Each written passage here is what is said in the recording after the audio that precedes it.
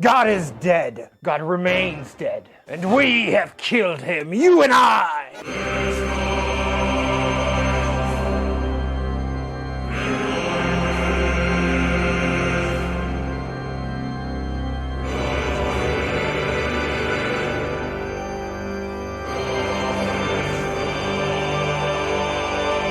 Look upon me and despair.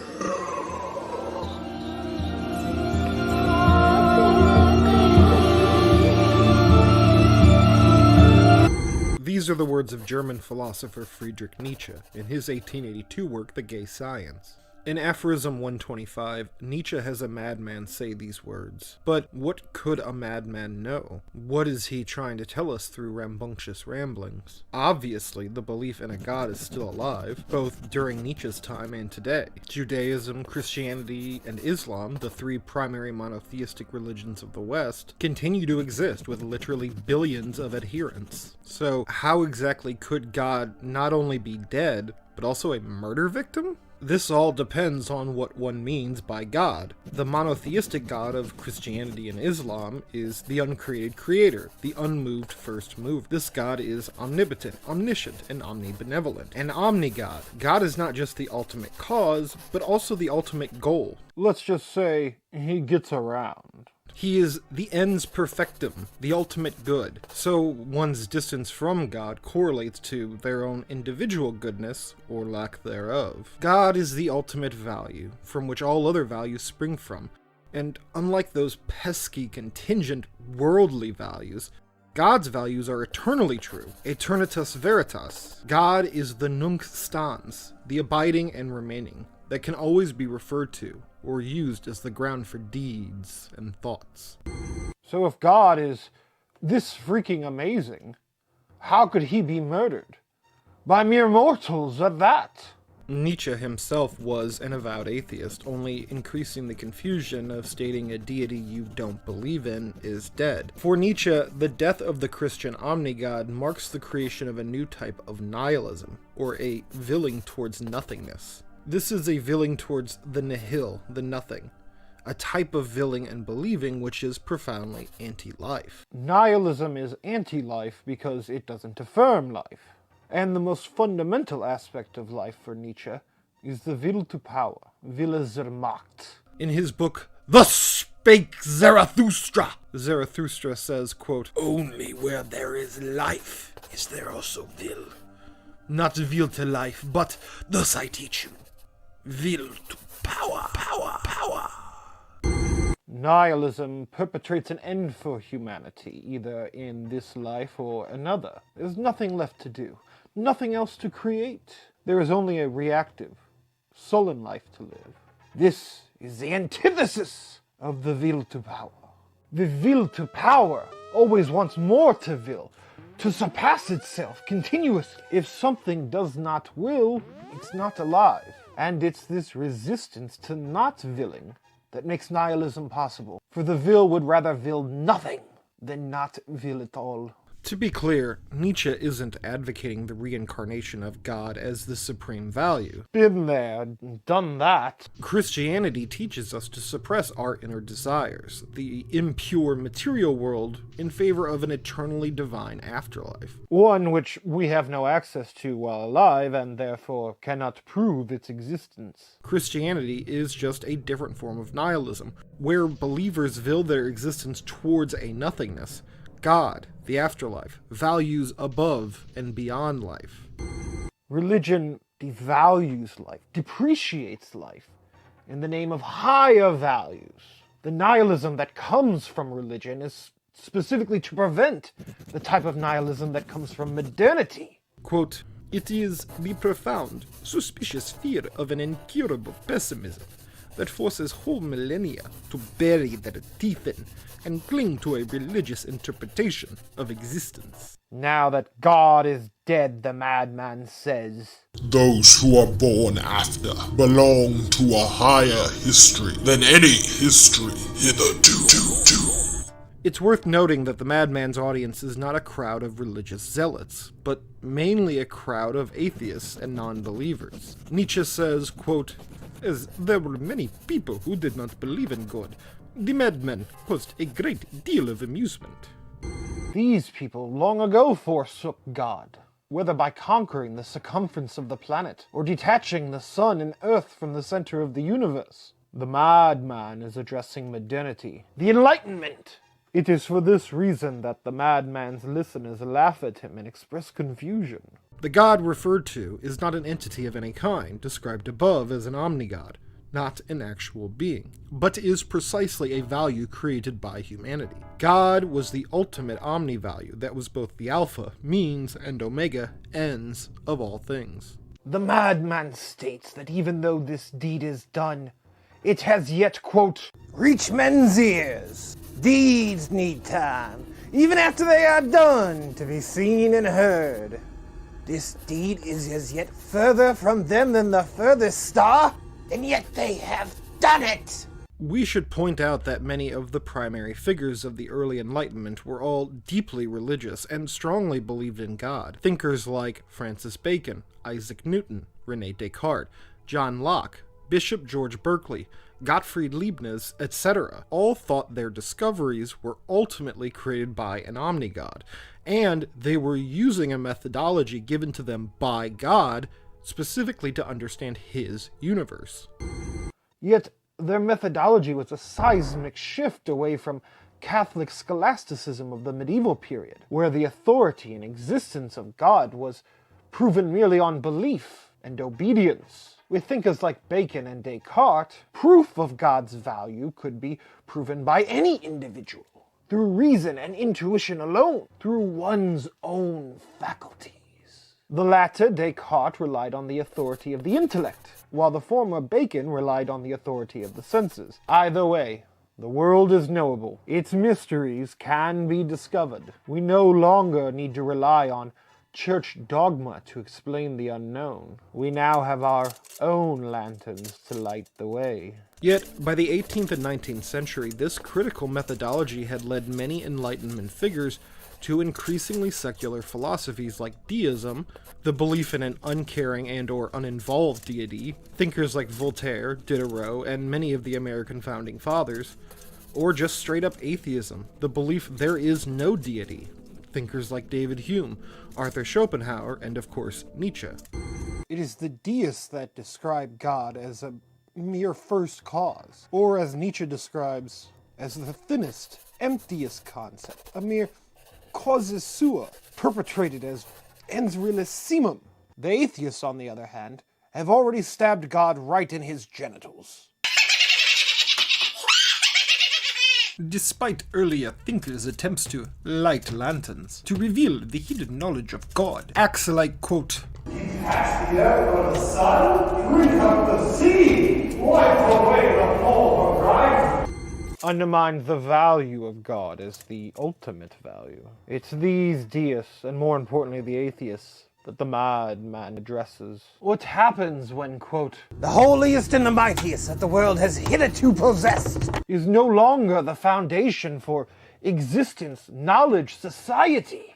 For Friedrich, the death of God is the realization that there are no transcendent values. To be transcendent means to be beyond our grasp. That which is transcendent is above us in authority, and it is eternally true. When we talk about ideals, our goal is some transcendent value that we strive for, despite it being, by definition, beyond us. But without transcendent values, we get the feeling that nothing means anything, and therefore everything is the same. Is there still an above and a below? The madman asks. Nietzsche says it more directly in his book Twilight of the Idols. What alone can our teaching be? That no one gives a human being his qualities. Not God, not society, not his parents or ancestors, not he himself. No one is accountable for existing at all, or for being constituted as he is, or for living in the circumstances and surroundings in which he lives. The fatality of his nature cannot be disentangled from the fatality of all that which has been and will be. He is not the result of a specific design, a will, a purpose. He is not the subject of an attempt to attain an ideal of man, or an ideal of happiness, or an ideal of morality. It is absurd to want to hand over his nature to some purpose or other. We invented the concept purpose. In reality, purpose is lacking. Basically, there is nothing out there that gives a fuck. We created the concept purpose, and because we applied it to God, a being for the purposes of this video we'll all assume doesn't exist, we find the concept of purpose lacking. And with the death of God, this lack of purpose is all the more blatant. The madman questions whether the world has become colder, darker, more empty after God's death. Humanity, which clung so hard to this greatest conception of God, now plunges continuously in all directions as if straying through infinite nothingness. With the death of God comes the death of Christian morality and the values it gave to life. Now, humanity has lost all values it once clung to. Nietzsche says in the book Beyond Good and Evil, quote, "Didn't one have to sacrifice God himself, and, from cruelty against oneself, worship the stone, stupidity, gravity, fate, the nothing? To sacrifice God for nothing?" All values have lost meaning and seem to point us towards nothing. There is no objective morality, no good or evil. If all values are equal to nothing, if there is perfect equality in society, like so many humanists and socialists seem to desire, then there is nothing to overcome. Nietzsche calls this a modern form of nihilism, or theoretical nihilism. The death of God is the death of the highest concept, the transcendental concept. The madman asks, quote, Shall we not ourselves have to become gods, merely to seem worthy of it? When humans become God, they attempt to become the transcendental ground for the world. What then happens? Humanity becomes an end unto itself. Here Nietzsche points his hammer at thinkers like Descartes and Kant that prioritize the metaphysics of a transcendental, whole, complete ego. The ego of the subject became the primary metaphysical principle and lens through which true knowledge is discovered. At the same time, 18th and 19th century thinkers increasingly saw their era as the pinnacle of human history. We're here at the final and perfect conclusion. There's nothing left to do. For instance, before the discoveries of Albert Einstein and quantum mechanics, many physicists believed there was nothing left to learn besides increasingly accurate and precise measurements. With this thought, everything must spring from humanity. This is the ultimate consequence of modernity and nihilism. Much like with equality, if humanity is an end, there is nothing to overcome. Humanity then imagines the world as a living being, a machine, or uniform everywhere. Descartes believed all living things were essentially machines, even our own bodies that were separated from our egos. Finally, thinkers like Kant, Hegel, and Marx all believed that there was a teleology or purpose to the world. They postulated meta-narratives on the end goals of human civilization.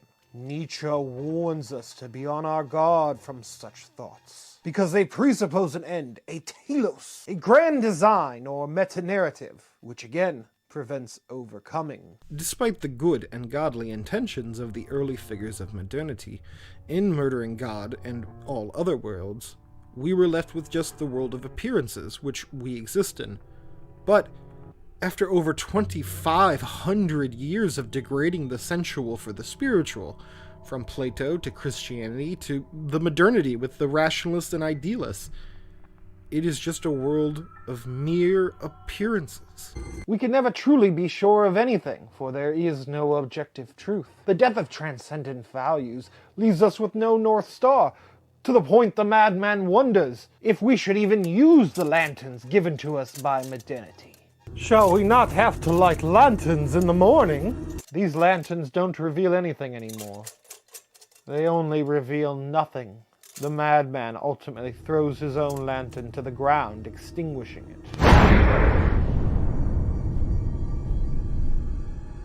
The madman asks us if we cannot smell the putrefaction of the divine corpse. For even gods putrefy.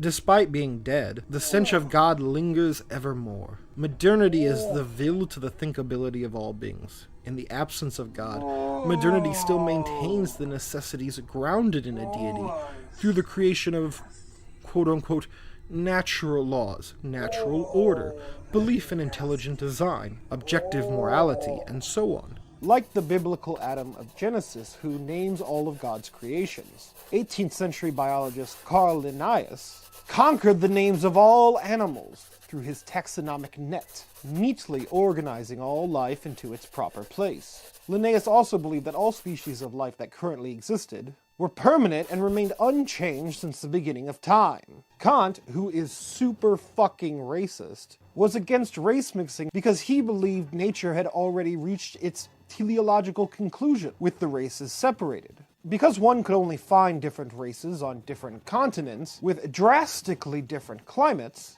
Kant presupposed that nature had intended a differentiation of the races up to this point. Nietzsche doesn't believe there is a natural order to the world, that those beliefs are just holdovers from the Christian God that continues to putrefy in modern sciences. Modernity seeks to bend the world around itself, to create the kind of world which humanity can then kneel to. The modern person kneels to this world and believes it is an escape from the suffering of life. They are not overcoming life, they are acquiescing to it. Kant legit admits he can't prove through reason alone that God exists or doesn't exist, but still just throws him into his philosophy just because, cause a sewer. The nihilism of modernity reduces all of humanity's values and beliefs to nil. Now, humanity equates all things as equally nothing, and does not strive to overcome anything. The words of Nietzsche, quote, "The general character of the world is to all eternity chaos, not by the absence of necessity, but in the sense of absence of order, structure, form, beauty, wisdom, and whatever else our aesthetic humanities are called." There is a necessity to the cosmos, but it is a chaotic necessity. A necessity of differences that reject order, structure, essences, anything eternal or certain, and so on and so forth. A necessity that necessitates overcoming as the only real goal of existence. Differences must necessarily attempt to overcome themselves. Differences that don't overcome themselves don't exist. Nietzsche says the death of God replaces one nihilism with another. This new form of nihilism is the realization of the necessity of chaos and the deep pessimism that comes with it. It is only here that the theoretical forms of nihilism develop, where people literally believe in nothing. Yeah, he believes in nothing. He believes in nothing, Laborsky, nothing. And tomorrow we come back and we cut off your Johnson. Excuse me? I said we cut off your Johnson! Just think about that, Laborsky. Ah, you wiggly penis, Laborsky. Maybe we stomp on it ins Gebüsch. Laborsky.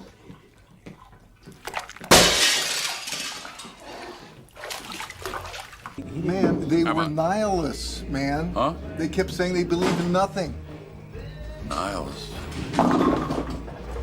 Fuck me.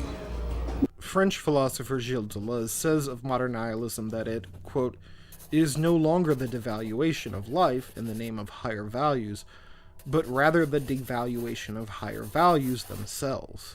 With God dead and buried, the good and truth that rested with God is now lost. If the greatest value ever created can be overturned, then all such values can, ad infinitum. All of our successive highest values, the Enlightenment, humanism, utopias, can all be just as easily dispatched. Our values seem fated towards perpetual nothingness.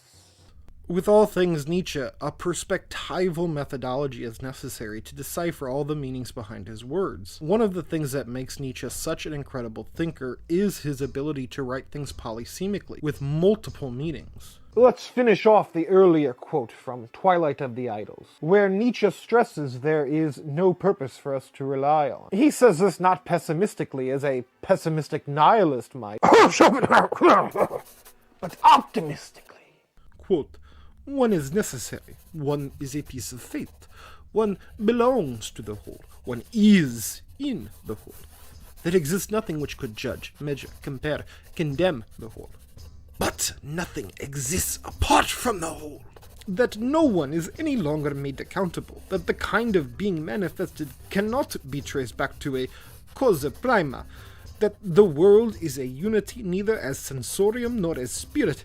This alone is a great liberation. Thus alone is the innocence of becoming restored. The concept God has hitherto been the greatest objection to existence. We deny God. In denying God, we deny accountability. Only by doing that do we redeem the world. Contrary to his contemporaries' beliefs, the death of God is a profoundly liberating experience for Nietzsche. Yes, there are no transcendent values, no eternal truths, but those things prevented man from affirming life and existence. Humanity has the opportunity to create its own value as it sees fit, specifically values that continuously overcome chaos and therefore affirm life. The Madman says, "I have come too early. I am not yet here at the right time." The realization of the liberation from God, a momentous occasion with the power of thunder and lightning, has still not reached most of humanity's ears. And when it does, Nietzsche hopes that it will be heard by the ears of a free thinker. For Nietzsche, there are actually many deaths of God and gods that he speaks about throughout his work. Nietzsche performs a genealogy of the different types of gods societies have constructed to then bow down to and obey. There are the deaths of many gods, polytheism in general, the death of national gods, like the God of the Old Testament. The Madman speaks of the death of the Christian God, or any omni-monotheistic deity. But the story of the Madman mainly focuses on how the death of God affects society, especially the creation of modern or theoretical nihilism. We can look at the genealogy of theocide in another video, but next time we'll focus on nihilism in all of its forms. Don't forget to subscribe and become a patron on Patreon.